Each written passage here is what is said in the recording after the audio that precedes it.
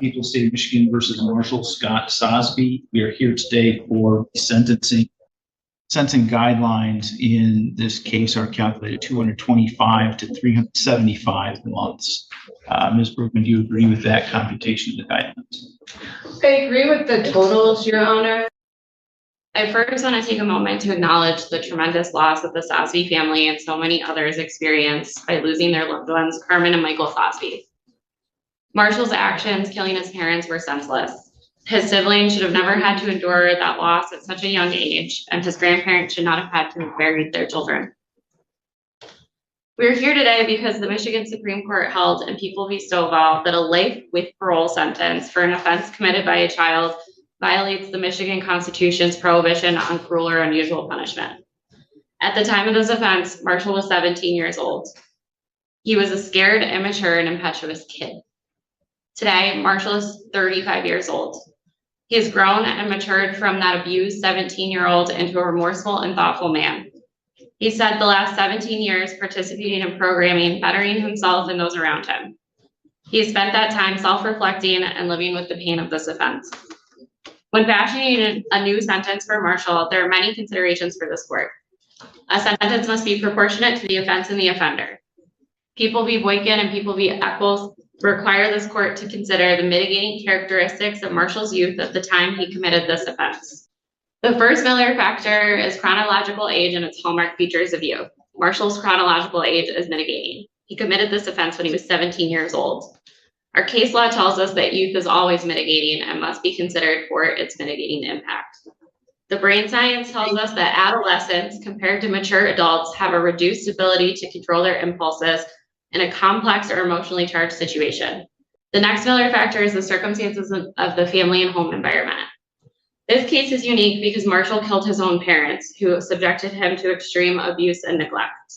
It may sound like I'm making excuses or justifying their murders, but that's not the purpose of talking about what it was like for Marshall while growing up. The law is clear that this factor is relevant to juveniles' characteristics of youth. Even if Marshall hadn't killed his own parents, what he experienced in his home as a child and growing up is significantly mitigating and would be relevant to this court when crafting a proportionate sentence. Marshall's father was abusive towards Carmen and his children. When Marshall was 3 years old, Michael, his father, knocked him down because Marshall got in the way of him threatening his wife with a machete. Growing up, not only was Marshall unable to extricate himself from his father's horrific abuse, but even his mother was frequently unable to leave and keep her family safe. The abuse was so extreme, Carmen tried to escape her husband's abuse on several occasions, fleeing to different states and even out of the country. Marshall grew up with an emergency backpack, something like his mother also had, in case they needed to escape for safety.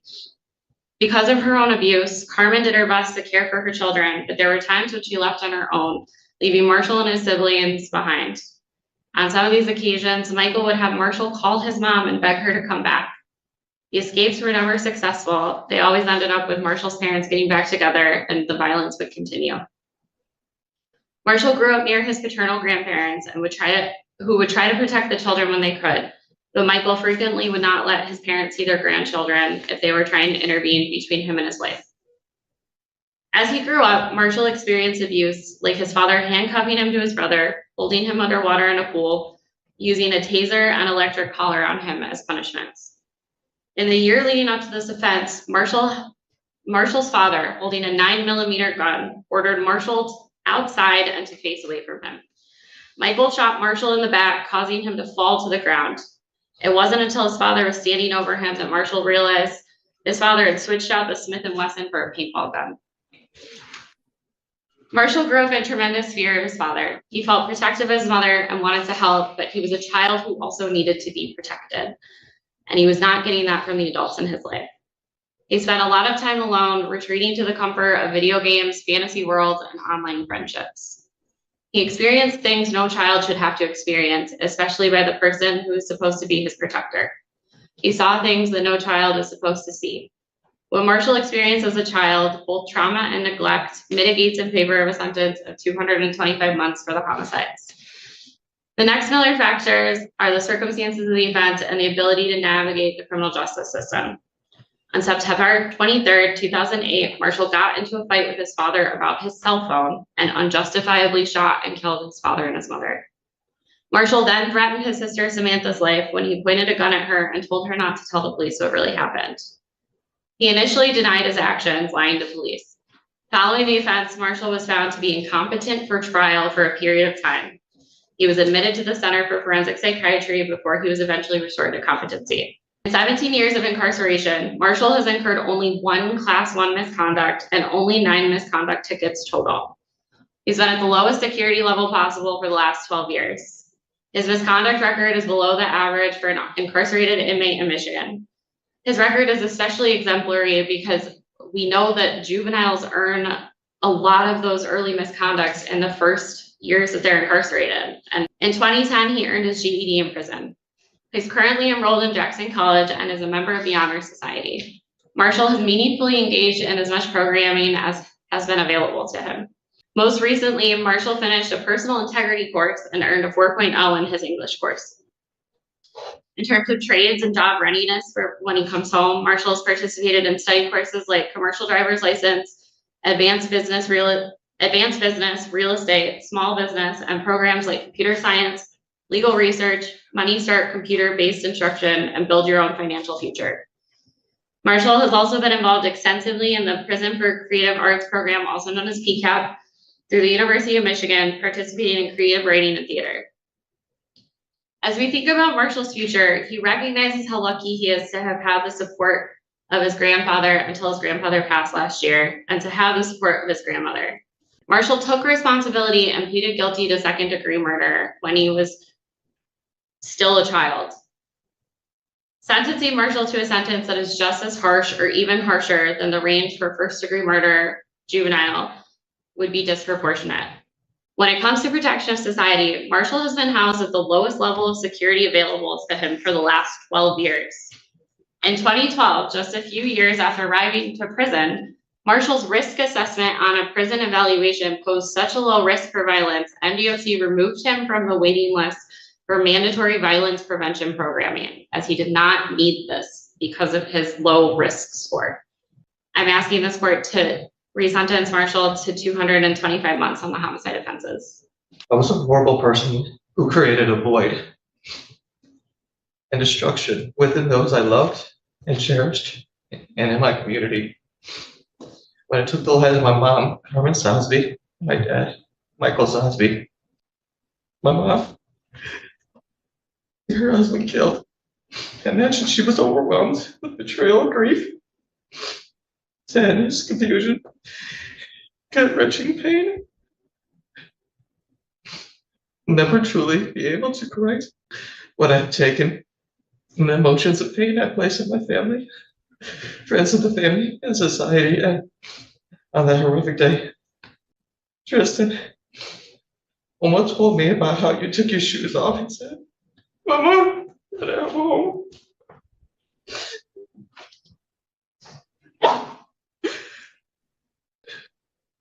You were so young, and what happened didn't dawn on you. You slowly learned that they were never coming back. I know you were picked on at school because of your parents were dead. Seeing your friends spend time with their families during holidays, when it reopens a wound, you'll never have those moments. You'll never experience having our parents. You've never had a chance to have the conversation you could have had with them. And now you just had a son, and I know your son will never get a chance to see their grandparents. I'm so sorry for making you go through life with shattered pieces. Devin, you were always the one with the golden heart who never wanted to hurt anyone's feelings. On that horrific day, you had no idea this would happen. I can only imagine your fear, terror, and confusion as you heard gunshots. You saw how much I love Mom, yet I killed her. You might have thought you were going to die too. I traumatized you. I betrayed you. At times, I wondered if you moved out of state to get away from all of this. Samantha, I made you feel like you were going to die. I tore your soul apart. I was your reaper. It was like a horror movie for you.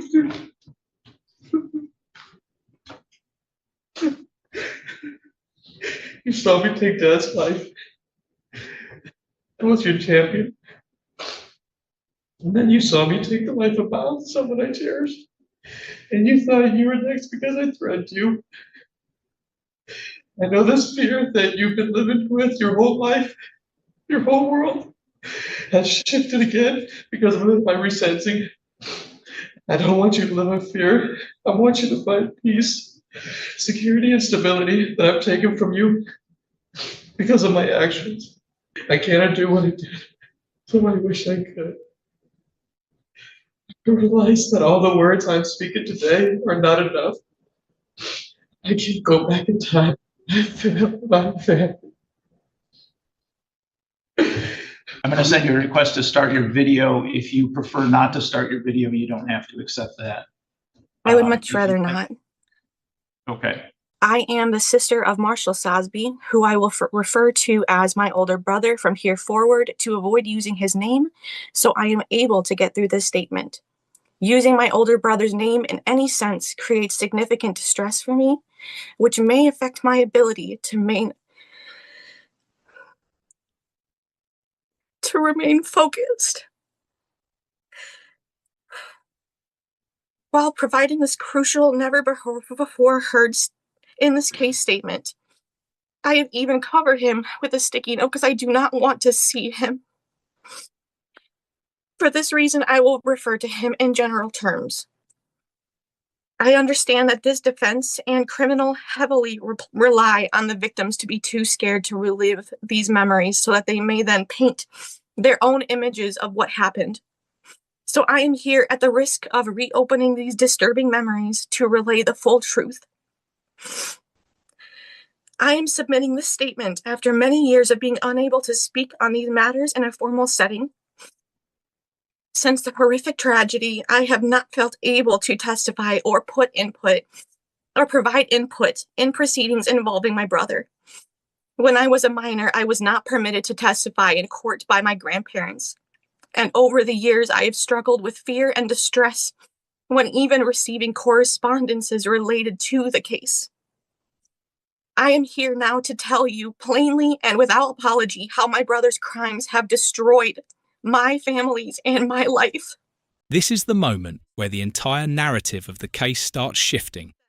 Up until now, the defense has focused heavily on Marshall's traumatic upbringing, arguing that years of abuse and neglect shaped the teenager who committed these murders at just 17 years old.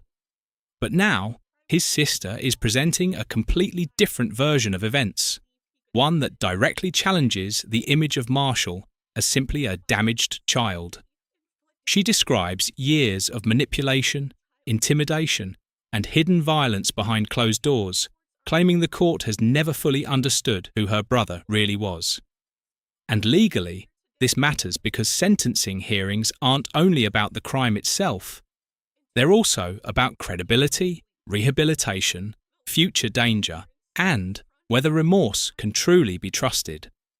The judge now has to weigh two conflicting realities: a juvenile offender shaped by trauma and a surviving victim terrified that the system is being deceived. So here's the big question for everyone watching.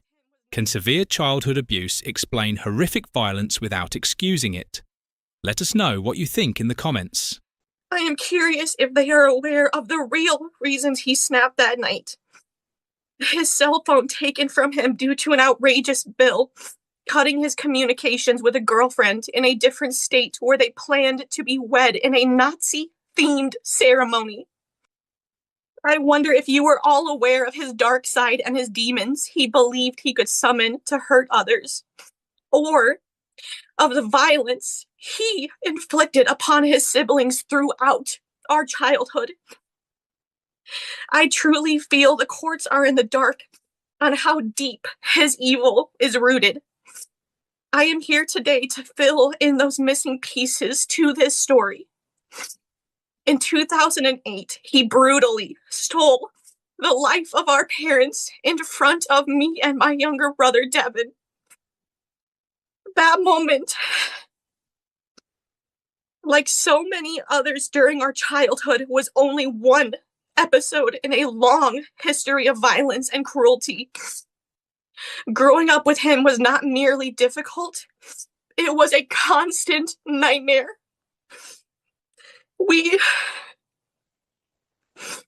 endured repeated physical beatings, relentless psychological abuse. He would turn our parents against us by destroying or damaging things.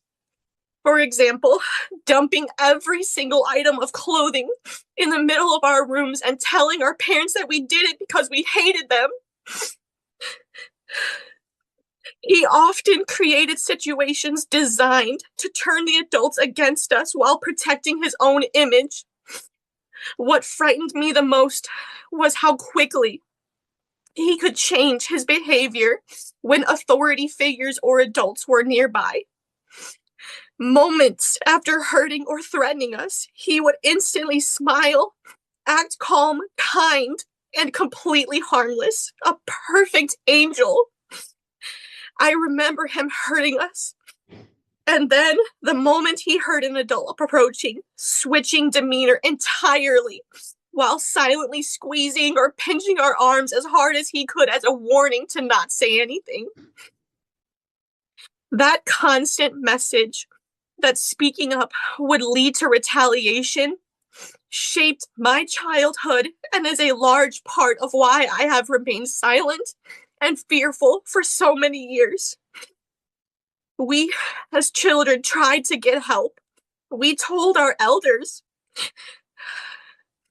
Throughout my childhood, my older brother used intimidation and threats of violence towards my younger brother, Devin, to influence what he reported to our parents and family. Because of this, my younger brother would deny my accounts and support my older brother's versions of events out of fear. Over time, this led to my parents believing that I was not credible. As a result, he learned the needed behaviors and actions to become a master manipulator. He easily was able to put on an act with the face to match an angel. Because of my family's failure to see through this, the harm continued and deepened, leading to that horrible night. I begged to be believed. No one protected us in time. The consequences of his actions are with me every single day. I am angry. I am angry for what he did. Angry at the long shadow he cast over my childhood. And angry at a system that has failed to stop him sooner. But beyond anger, I am terrified. The thought of him being released haunts me. I do not want him near me, my family, or anyone else he may encounter in the public. One of the most painful parts of this process has been hearing the narrative simplified in ways that erase what I experienced directly at his hands for years. Part of why I have remained silent for so long was because attempts to speak out about the abuse and fear within my family were minimized or explained away. My own grandmother stands on my brother's side, even after I told her the whole truth as a child. Likely, this is why she did not allow me to testify as a minor, as well as why she and I have not gotten along. Her defense is despicable and in a dishonor to the truth, as well as a slight against my mother and her own son who loved her dearly. Even after disclosing what we experienced living with our older brother, the truth was dismissed rather than protected and brought to the court's attention. Her involvement with my older brother was one of many reasons why I left her home when I was only 16. Even after leaving their place of residence, her support was non-existent, pretending I did not exist, as she did with my mother countless times before, and even refused to support my continued education when I was in high school. The silence and disbelief of her actions follow me even now. I know the defense may focus heavily on my father's shortcomings and conflict within our household. So many stretched truths have been told over these years, it sickens me to hear these things about our father. While he was not perfect, he brought so many smiles to our family as well as anyone he encountered in the community. Many people have even come forward to tell us of the lasting positive impacts he left on their lives after his passing. To hear him being painted a terrible father or an abuser is sickening and a cheap excuse for my older brother's terrible actions. Yes, my family was not perfect, and there were unhealthy dynamics and discipline that affected all of us. I do not deny that. But I also need the court to understand that my brother's abusive behavior began long before the murders, and cannot simply be explained away as one emotional outburst. As far back as I can remember, I lived in fear of my older brother. If anything, he was the favorite because he was never seen or caught doing wrong. Through the scapegoating and intimidation methods he practiced daily. I understand the courts may hear about his good behavior while incarcerated. I cannot say that behavior surprises me. In my experience growing up with him, he was able to present himself one way to authority figures and another way behind closed doors when he had us alone. One of the most terrifying aspects of living with him was that retaliation did not happen publicly. It happened privately when no one else was there to witness it, where he would whip us with belts. He would punch us. He used his little sister's body in any way he felt and screamed as loud as he could in our ears. He always made sure to get even. This is what created an environment of constant fear about speaking up or against him. Because of that, outward compliance alone does not make me feel safe, nor does it reassure me that the underlying danger is gone. I know his tricks. In many ways, his ability to appear controlled and cooperative to others was always part of what made him so difficult to protect ourselves from. His ability to charm and deceive is not rehabilitation. It is the same skill he used to harm us and evade accountability. If the court considers any reduction in his sentence or early release, I beg you to put the safety of victims and the community first. Do not be persuaded by polished behavior in custody. The night our parents died, I truly believed I survived because I told him I would not speak against him and would lie to the police about his actions. He was less than 2 months away from being an adult when he killed my parents. He knew what he was doing. Please do not allow him to exploit this hole in the law. Thank you for hearing me today and for considering the real and lasting costs of his action. I am only alive today because I lied to him when he threatened my life that terrifying night. Please don't let this monster fool you with his good deeds and model citizen behavior. He is a true master manipulator who had our entire family fooled. Sentencing in a case where lives have been lost is as difficult as it gets. And I always say that, but this is a particularly difficult situation given the nature of the crime, the nature of the circumstances, and the nature of the United States Supreme Court in Miller versus Alabama decided that mandatory life sentences without the possibility of parole for crimes committed before the age of 18 were unconstitutional. They violate the Eighth Amendment's prohibition on cruel and unusual punishment. In doing so, the United States Supreme Court acknowledged that as a result of adolescent brain development, children have diminished culpability compared to adults and a greater capacity for rehabilitation. The Michigan Supreme Court in the 2022 case of People versus Stovall held that life sentences with parole for juvenile offenders violates the Michigan Constitution's prohibition against cruel or unusual punishments.